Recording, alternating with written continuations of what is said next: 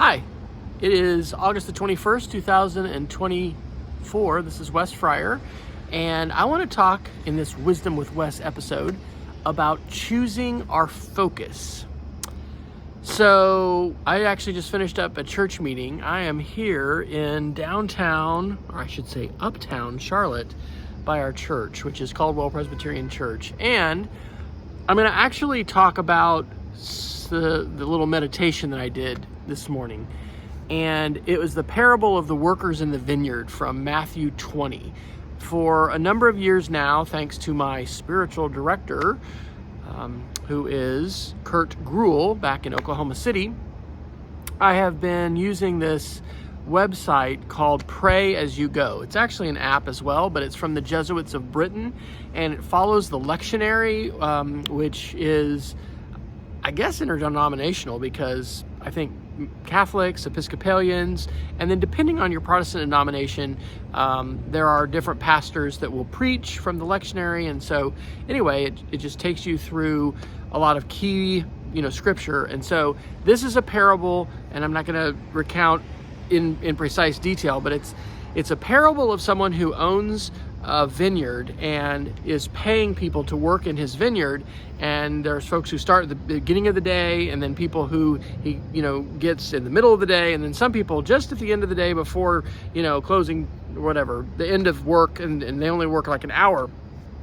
And he pays them at the end of the day, and he pays them all the same. And the people who worked all day are pretty mad that the folks who, only worked a few hours or just an hour are getting paid the same. And he says, am I allowed to be generous? Are you angry at me? Are you envious because of my generosity?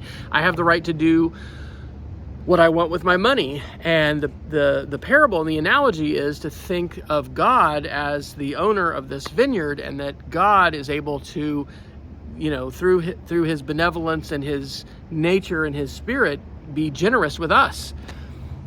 So my thought on this is, it's so important to choose our focus, right?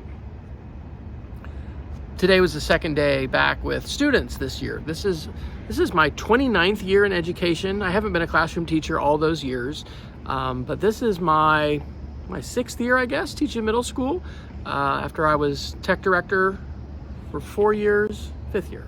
Was tech director for 4 years at Cassidy, and then 2 years teaching middle school, and then this is my 3rd year here in Charlotte to be teaching middle school. And so, every single situation, whether it's teaching or not, is filled with a lot of stuff. There's a mixed bag, right? I've found that good leadership and poor leadership is everywhere. We learn in Scouts, we learned at the Air Force Academy, you can always be a student of leadership because there's always examples. And what I'm trying to do is really focus on the good, on the things that give life and the things that are spirit giving and not energy draining. And these verses really speak to me about that, because if you think about these workers in the vineyard, what was their focus? If the workers who worked all day focus on these people who came in, at the end of the day, that's their focus, then it seems unjust. It seems not fair. And so they're upset.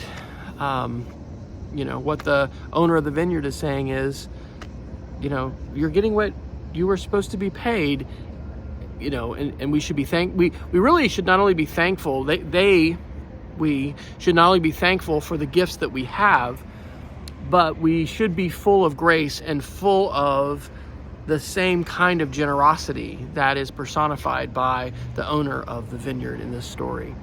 So anyway, I'm just making connections here, but the wisdom I want to pass on is that it is so important to choose our focus.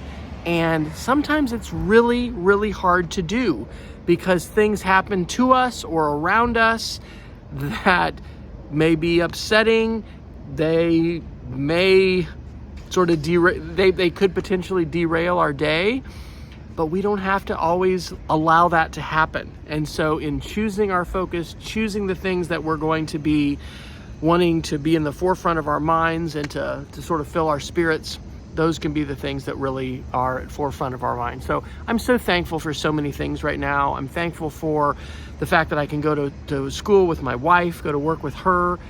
We have that time together in the car every day. I'm thankful for colleagues that I have that are friends. Oh my gosh, it's so important to have, friends and colleagues that you look forward to seeing and working with. And so I've got some of those.